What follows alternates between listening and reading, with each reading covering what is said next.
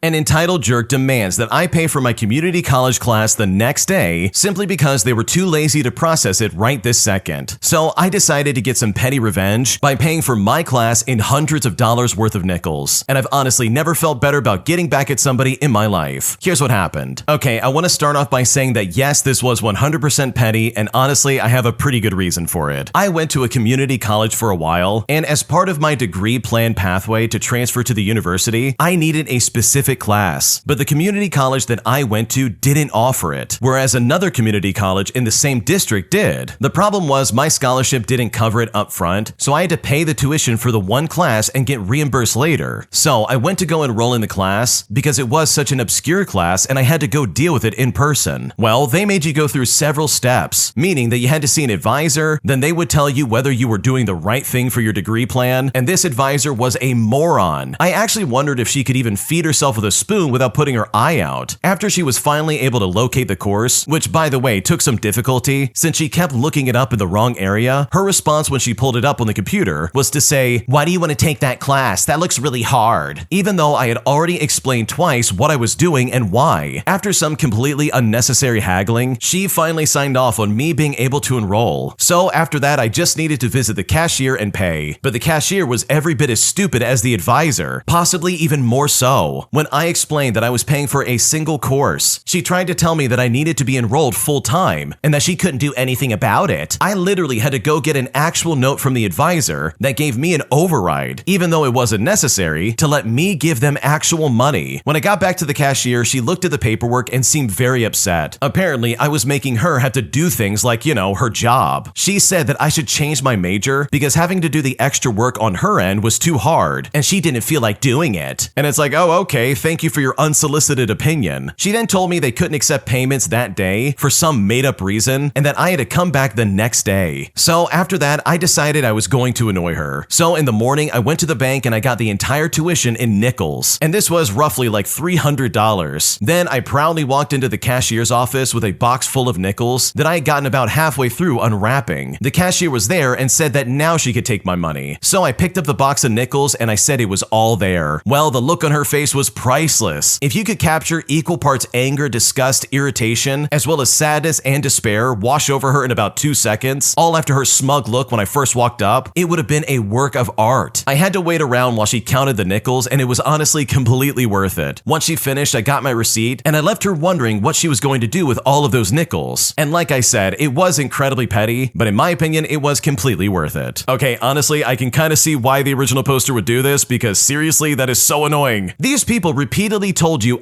this is taking too much work. You can't do this today. You should change your major. I don't like this. Or just literally not wanting to do your job at all. Like, my God, I'm so sorry that you have to do your job today, but I really want to get this done. And the fact that you're making this difficult is making me go insane. So seriously, in my opinion, I'm so glad that you paid in nickels because this is something I've dreamed of doing for a company that I don't like. And I just love the fact that I saw this in action because this truly was incredibly satisfying. If you like Am I the Jerk, you're probably going to love Am I the Genius. Check it out, link down below in the description. Also, go to amithejerk.com/submit if you would like to submit your own stories. My entitled boss demands that we only dress in business attire, despite the fact that all other departments on Friday get to wear blue jeans. So we decide to maliciously comply by not only embarrassing her, but also making sure that she never does anything like this ever again. Here's what happened. Okay, so this happened many years ago. I worked for a top US banking institution. In our building, all the other departments were allowed to wear blue jeans on Fridays, but my manager decided that our department had to wear business attire on Fridays. To be clear, we had no customer-facing presence, and also our department processes check deposits from ATMs, and they came in mesh bags from the armored courier. They were usually quite filthy and were frequently wet in bad weather. So when our manager told us that we couldn't wear blue jeans on Fridays like every other department, the entire team was upset, and this is where our malicious compliance came into play. The next Friday, I went to my closet and I found the most mismatched outfit I could possibly put together, but also sticking completely to the business attire requirement. And we are talking pastel floral print shirt with pants with bold colored stripes. So I put it on and I proudly walked into the office. Now my manager just happened to be on vacation that week, so nothing was said about my ridiculous mismatched outfit. But fast forward to next Friday and I once again chose the most hideous combination of an outfit that I could possibly put together. Once again, I walked into the office with my head held high, confident in my business attire. Well, imagine my surprise as my boss walks in and sees everyone in their various hideous outfits. The look on her face was absolutely priceless. All 15 of us in hideous outfits, but all meeting the business attire dress code. She then pulled all of us into a meeting and told us that our attire was entirely inappropriate for a business environment and that she would have to write each and every one of us up. I then asked her to pull out the company handbook and read the definition of what it said as business attire. Well, she read it, and it stated something like a clean and pressed business attire consisting of slacks, skirts or dresses, and clean pressed shirts and blouses. It went on to say something like no blue jeans, no t-shirts, no ripped or clothing with holes in them, no sleeveless shirts, and no athletic or gym shoes. I then asked her where in the guidelines does it say anything about whether the outfits matched or not. Well, she couldn't find anything and said that she would have to contact HR to discuss with them what her options were to write us up. Well, needless to say, none of us were written up. She did, however, say we still needed to dress in business attire. Word quickly spread to other departments about her forcing us to wear business attire. And the next week, 2 departments around us decided that they would also dress up in hideously matched clothing. The managers of those departments quickly got in touch with our manager and put pressure on her as they didn't like how their employees were dressing. Our manager called us into a meeting and told us that we could wear blue jeans on Fridays going forward, which to me is absolutely a huge win. I love this for so many reasons, but most of all, you got back at this lady for a stupid rule. Seriously, it's Friday and you don't work in any kind of